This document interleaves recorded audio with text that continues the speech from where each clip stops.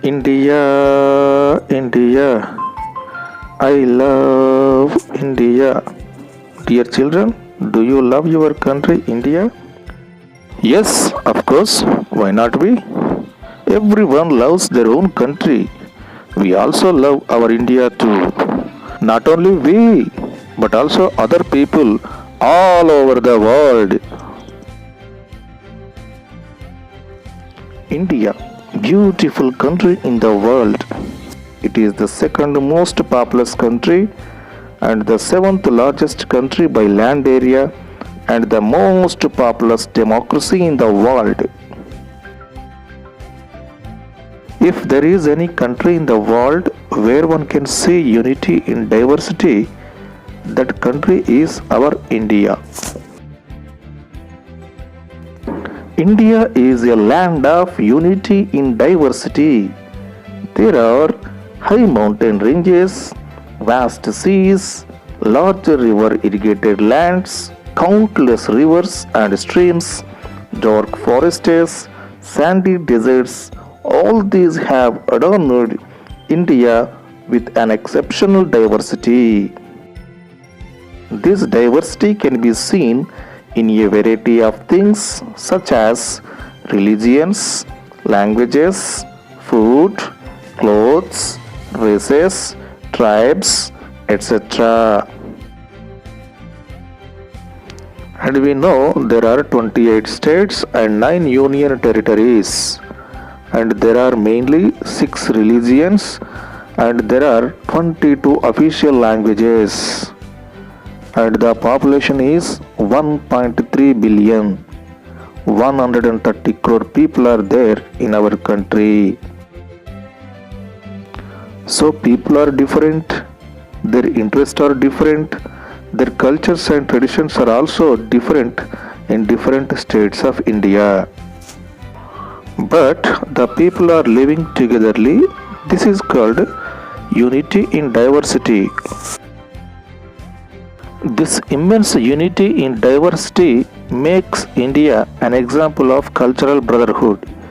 Each and every region of the country from Jammu and Kashmir to Kanyakumari and from Gujarat to Arunachal Pradesh portrays different customs and traditions. Since ancient time, the people of India have been living together and respecting all religions and cultures.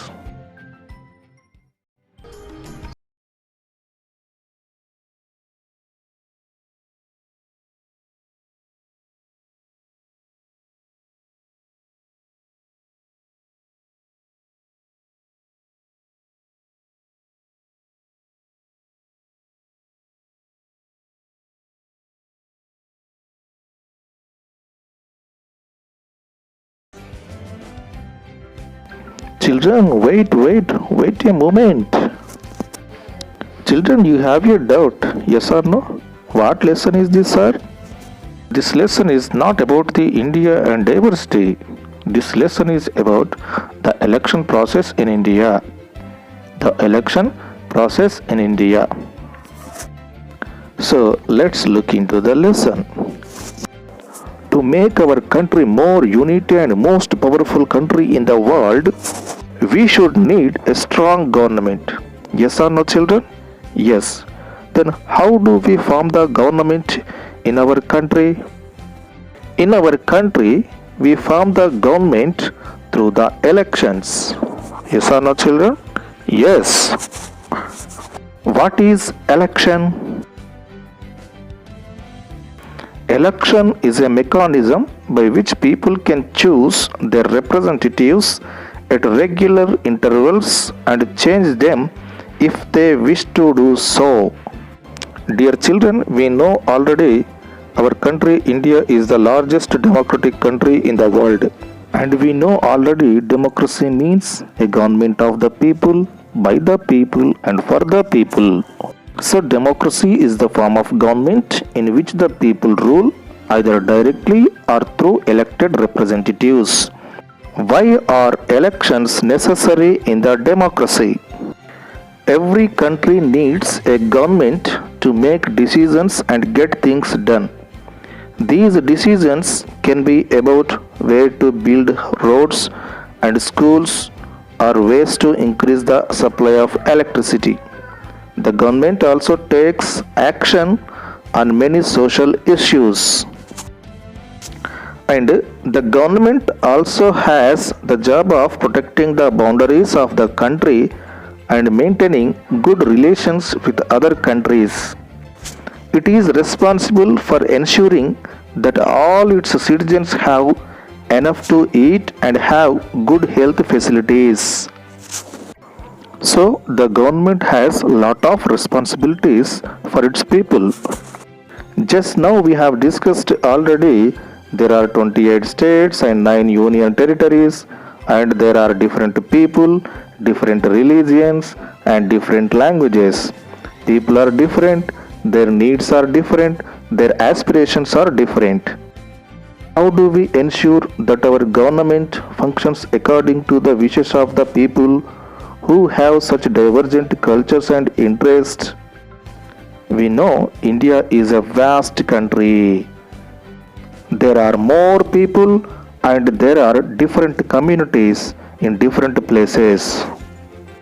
In any large community, it is not possible for all the people to sit together every day and take all the decisions, nor it is possible for everyone to have the time and knowledge to take decisions on all matters. Moreover, not all citizens are in a position to spend time, money and energy for participating in public affairs. Then how can we solve this problem?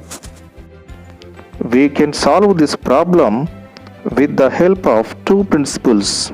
They are representative democracy and the rule of the majority. They are representative democracy and the rule of the majority. In representative democracies, people choose their representatives through an election process. These elected representatives meet and make decisions on behalf of the entire population. And these elected representatives forms the government. By this, what have we understood, children? In most democracies, people rule through their representatives, who are elected by the people themselves. For electing these representatives, elections are essential. These elections are fought on party basis. The party which gets a majority seats forms the government. If the elected government fails to work as per its promises, people can change it. The people bring this change through elections once in every 5 years. So, elections enable people to exercise control over the government.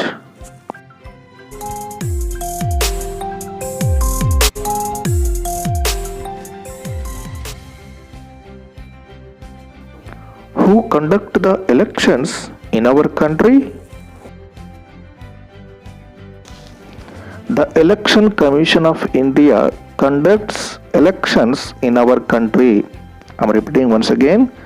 The Election Commission of India conducts elections in our country. And this commission frames a code of conduct to the political parties. Model code of conduct means rules and regulations to the political parties. And this election commission declares the results of the election and submits to the central or the state authority concerned. By this, it becomes very easy to form the government. What have we understood, children? The ECI, the Election Commission of India, conducts elections in our country. This commission frames a code of conduct to the political parties. It declares the election results. By this, it becomes easy to form the government.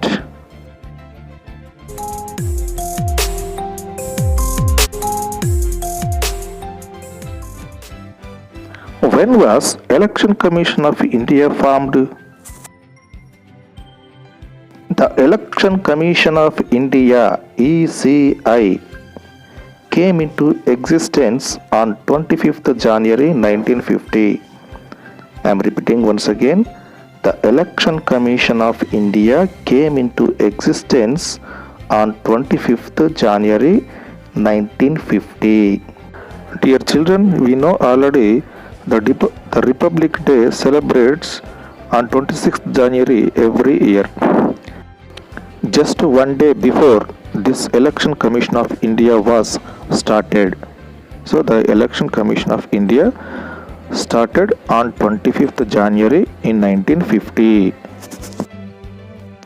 By the completion of 60 years on 25th January 2010, the Election Commission of India celebrated Diamond Jubilee and announced 25th January 2011 as the first Voters' Day.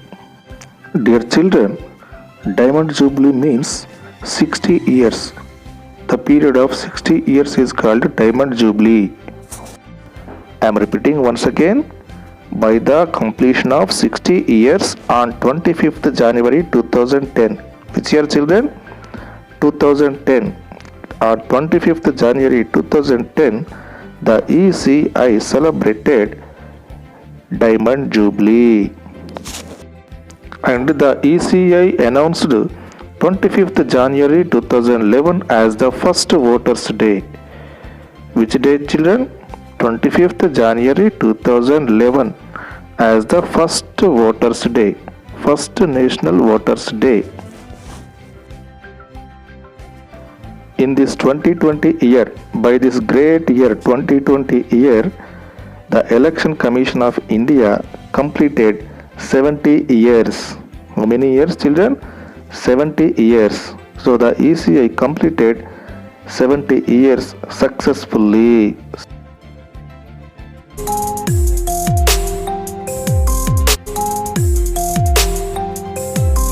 Autonomous status for Election Commission. The Election Commission of India (ECI) is an autonomous constitutional body. I am repeating once again. The ECI Election Commission of India is an autonomous constitutional body. Autonomous means acting on one's own or independently. So the Election Commission of India, independent body. It works independently. That means it works on its own authority. What are called constitutional bodies? Constitutional bodies are very important bodies in India.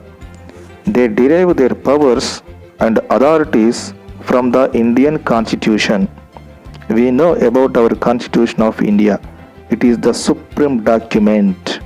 All the organizations, legislature bodies, parliament and political parties and people, everyone must be follow the rules and regulations which are existed in that document. So it is the supreme document. The constitutional bodies are especially mentioned in the Constitution of India. The constitutional bodies are formed through the Constitution of India. So that is why they have dedicated articles. Any change in the mechanism of these bodies would require a constitutional amendment. Without amendment, we cannot change anything or any power or any authority of that constitutional body. The constitutional bodies have autonomous power. They got their power by the Constitution. So we never control them. They never worked under anyone. So they worked only under the government concerned authorities.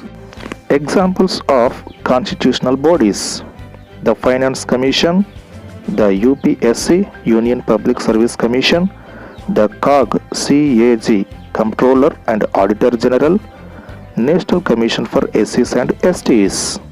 These are some of the examples of constitutional bodies. And one more important bodies, government organizations are also worked along with constitutional bodies. Those are called statutory bodies.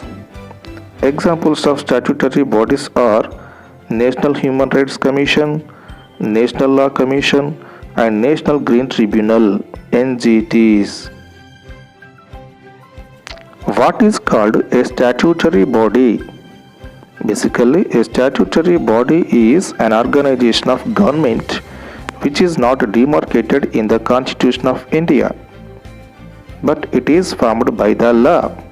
It gets its powers, service rules, authority by an act of parliament or state legislatures. They are basically, generally established to perform specific functions.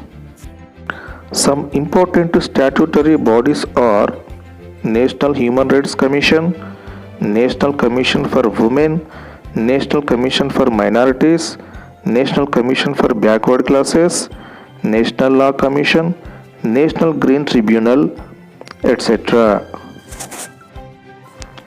What is the difference between statutory and constitutional bodies?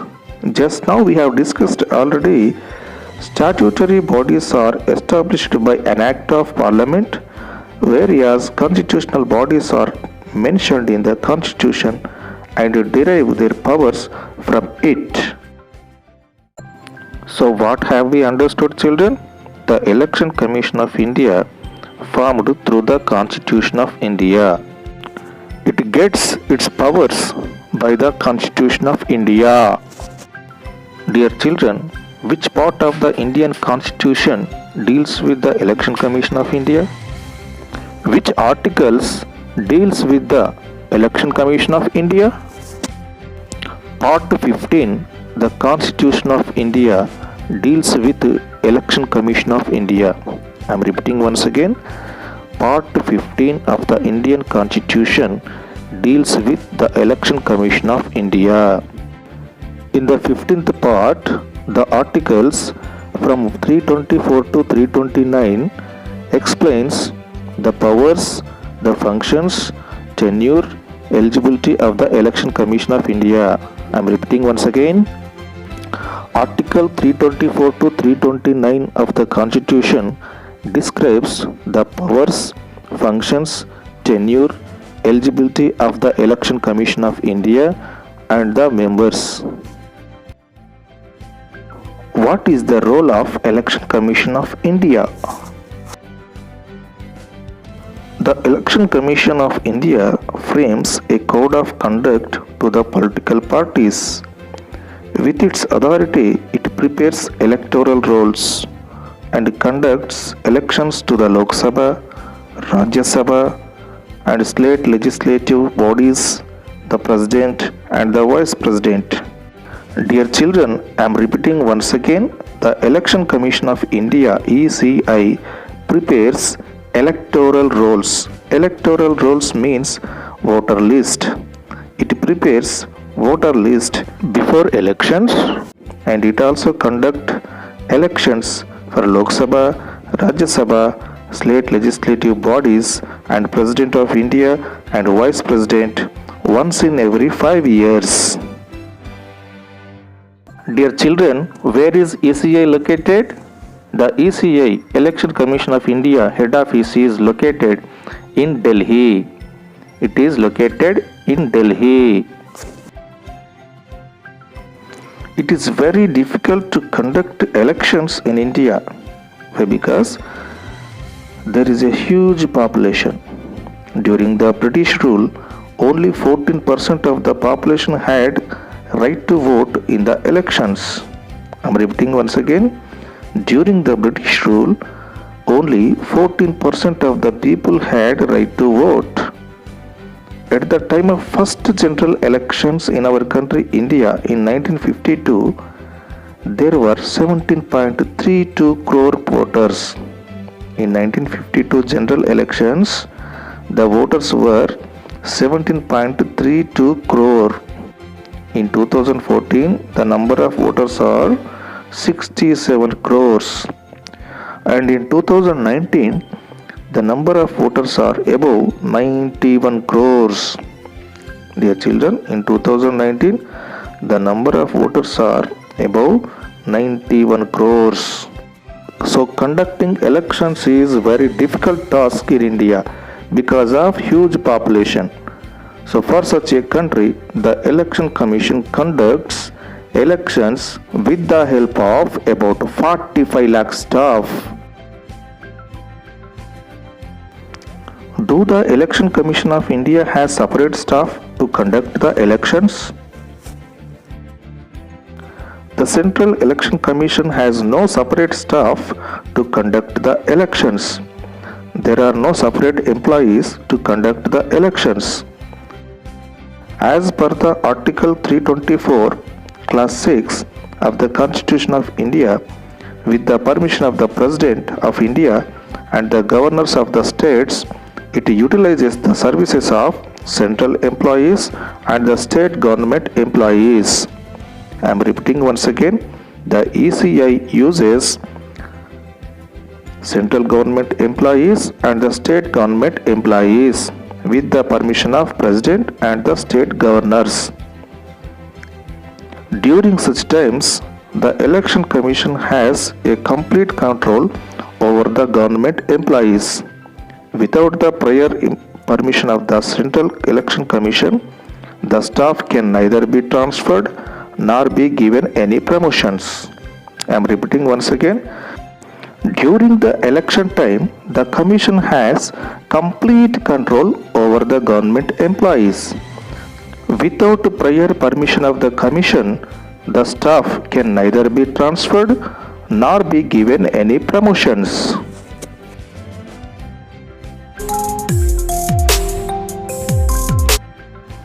The Chief Election Commissioner. The Election Commission of India currently consists of 3 members body. Among them, one is Chief Election Commissioner and 2 others Election Commissioners. Sunil Arora is the Chief Election Commissioner. Sunil Arora is the current 23rd Chief Election Commissioner, and the 2 other election commissioners are Rajiv Kumar and Sushil Chandra. Rajiv Kumar and Sushil Chandra. I am repeating once again. Sunil Arora is the current 23rd Chief Election Commissioner, and Rajiv Kumar and Sushil Chandra are the other election commissioners. Dear children, do you know who was the first election commissioner of India? Sukumar Sen. Sukumar Sen was the first election commissioner of India. Dear children, who was the first woman election commissioner of India? V.S. Ramadevi was the first woman to become the Chief Election Commissioner of India. She was the 9th Election Commissioner of India. The Chief Election Commissioner is the head of the Election Commission of India. The moment ago we discussed already, the Election Commission of India is a constitutional body. The Constitution of India guarantees certain powers and authorities to the Chief Election Commissioner to conduct elections for central and state legislatures in a smooth and a fair manner. The Chief Election Commissioner has many powers to control the elections all over the India. Chief Election Commissioner of India is usually a member of the Indian Civil Service and mostly from the Indian Administrative Service. We know children, Indian Civil Service IAS, IPS. These services are called Indian Civil Services. So the election commissioner is a member of Indian Civil Service. It is very difficult to remove the authority of the Chief Election Commissioner once appointed by the President. Tenure of Chief Election Commissioner. Tenure means term, the term of the office. The Chief Election Commissioner, ECG, and other election commissioners hold the office for the term of 6 years. However, they need to vacate the office if they attain the age of 65 years. Once they appointed as the election commissioner, they will continue their job up to 6 years. They can hold the job continuously up to 6 years. But if they crossed their age 65 years, they have no chance to hold the office even if they have their tenure. So the election commissioner's tenure is 6 years or 65 years of age, whichever is earlier. Earlier, at the beginning, the Election Commission of India had only one election commissioner. That means from 1952 to 1993, the Election Commission of India had only one election commissioner. I am repeating once again, from 1952 to 1993, the ECI had only one election commissioner. A 3-member commission has came into existence from 1993 with one chief election commissioner and 2 election commissioners. So, from 1993 onwards, there are 3 members in that commission.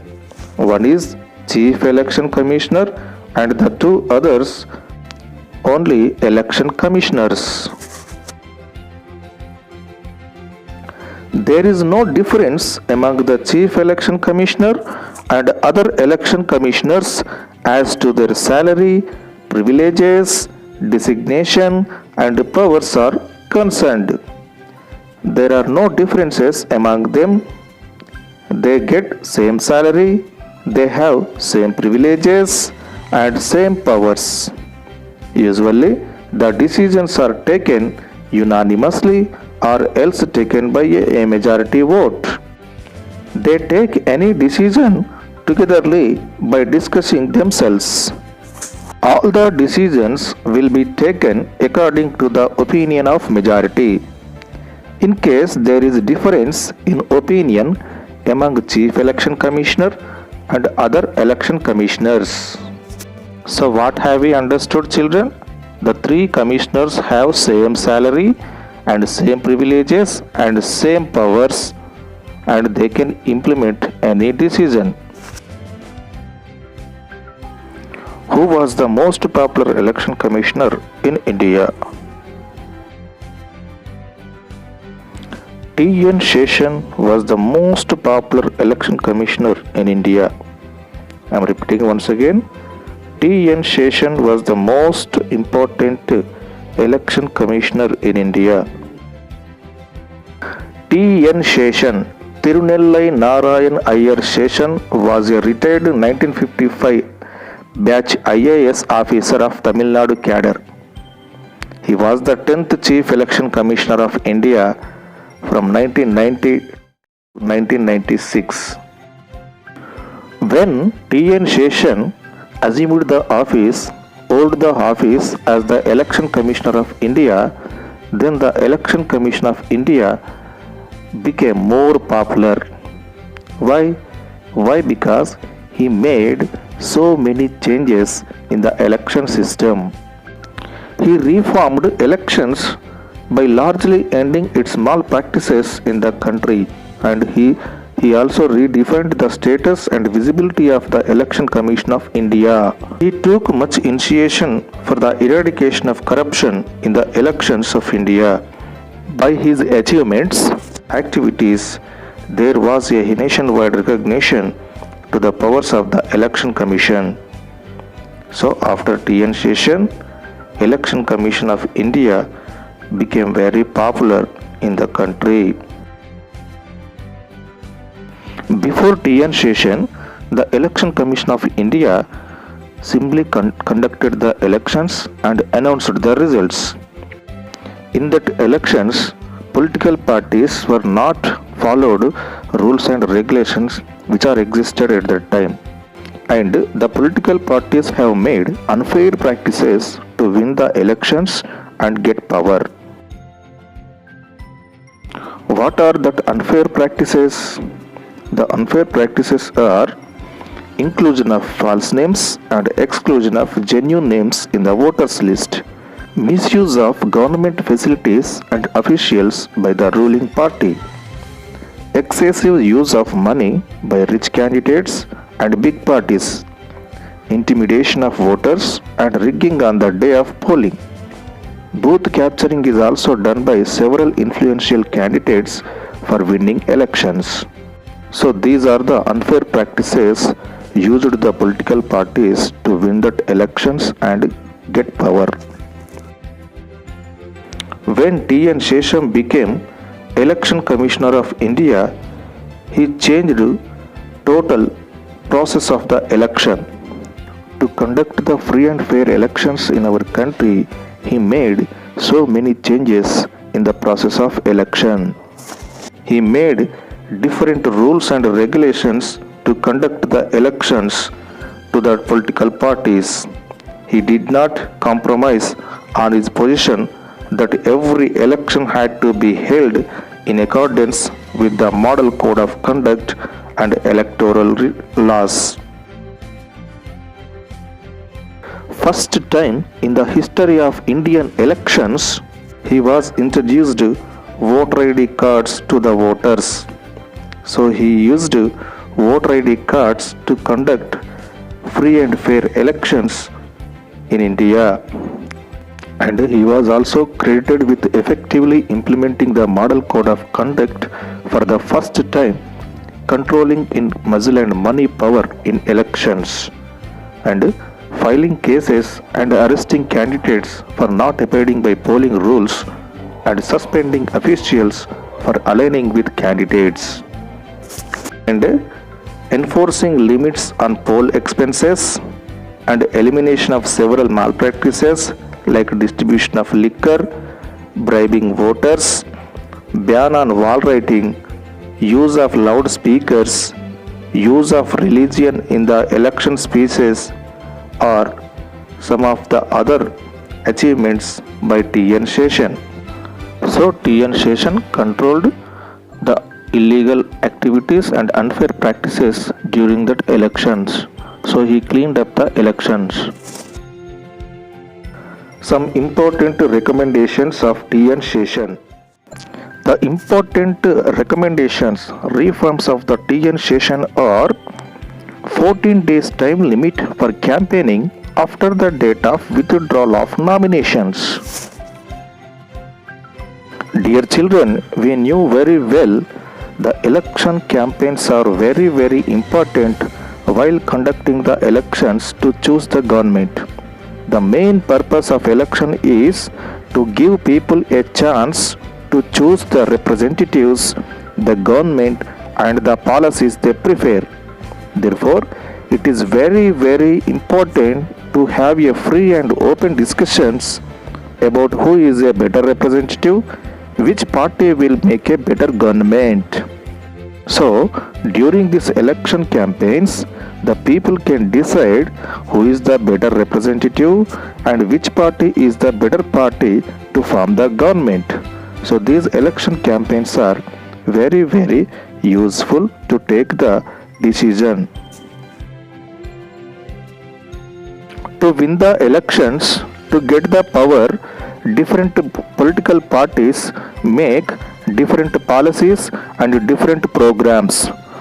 All the political parties explain all their policies and programs during the election campaigns.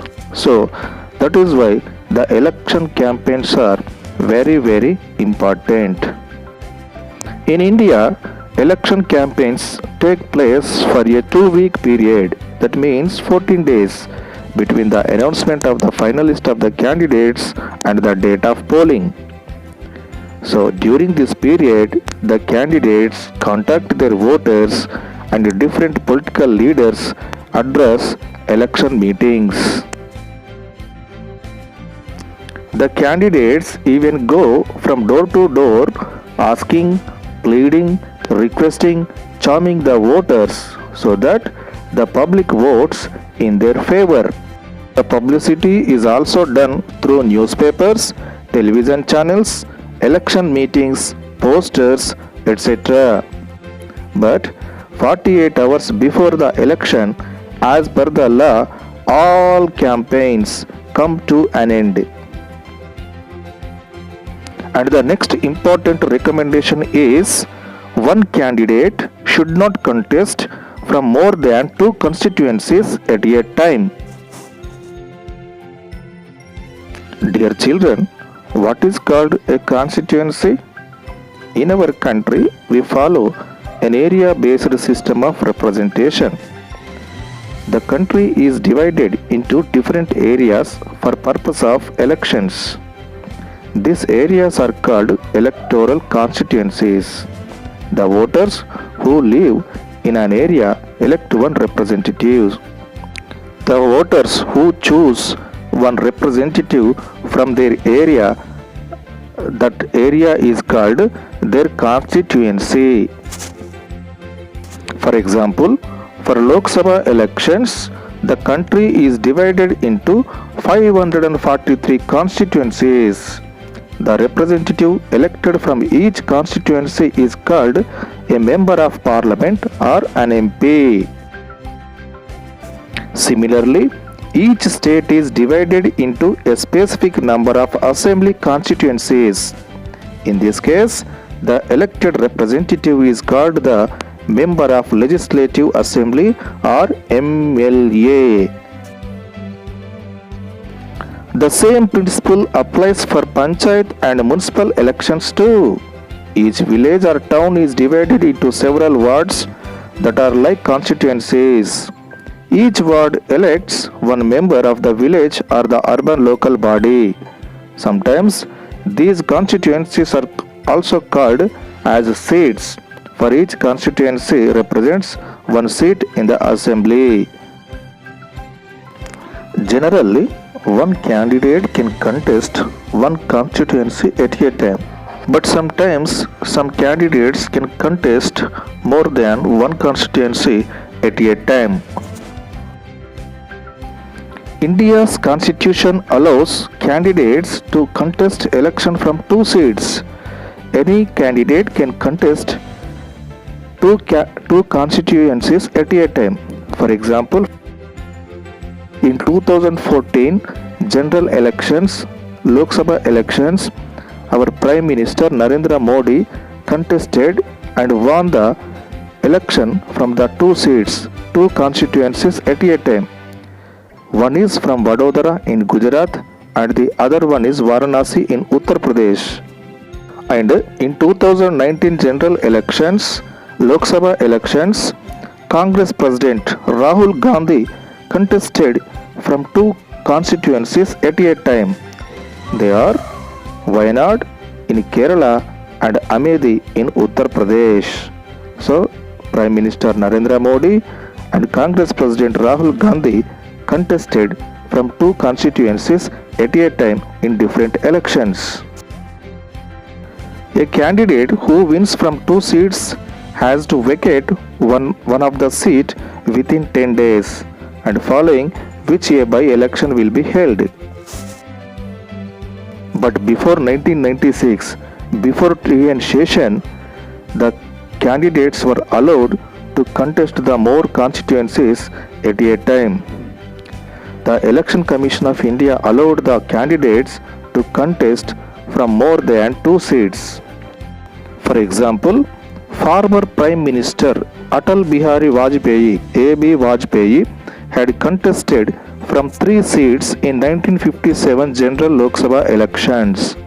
He contested from Lucknow, Balrampur, and Madura in Uttar Pradesh, and he had lost in two constituencies. And our hero, former Chief Minister of Andhra Pradesh and the founder of Telugu Desam Party, N.T. Rama Rao (NTR), contested the 1985 Andhra Pradesh Assembly elections from the three constituencies at a time. He contested from three seats. They were Gudivada, Hindupur and Nalgonda, and he won all of them. But after 1996, the Election Commission of India not allowed any candidate to contest more than two constituencies at a time. And the third reform of the TN session is, any candidate is punished for 2 years, he or she is barred from the contesting elections for the next 6 years. What does it mean? If a person committed a crime and sentenced to jail for 2 years, he or she is barred. Barred means banned. He banned from contesting elections for the next 6 years. So the Election Commission of India not allowed that candidate to contest the elections for the next 6 years. And the next recommendation of TN session is, if the contesting candidate expires, the election shall be postponed but not to be abolished. If the contesting candidate expires means died, the election shall be postponed but not to be abolished, not to be stopped. It will be conducted after some time. After the completion of campaign time, sale of liquor shall be banned for the 48 hours. I am repeating once again. After completion of campaign time, sale of liquor shall be banned for 48 hours. So these are the important recommendations of TN session. Once again, I will recall you what we have learnt. The most important TN session recommendations are 14 days time limit for campaigning after the date of withdrawal of nominations, and one candidate should not contest from more than two constituencies at a time. If any candidate is punished for 2 years, he or she is barred from contesting elections for the next 6 years. If the contesting candidate expires, the election shall be postponed but not to be abolished. After completion of the campaign time, sale of liquor shall be banned for 48 hours. Dear children, till now we have discussed the election process of India. Why the elections are necessary in India? What is Election Commission of India? What is the role of Election Commission of India? The importance of elections in democracy, and TN session recommendations. I hope you understood very well. Thank you.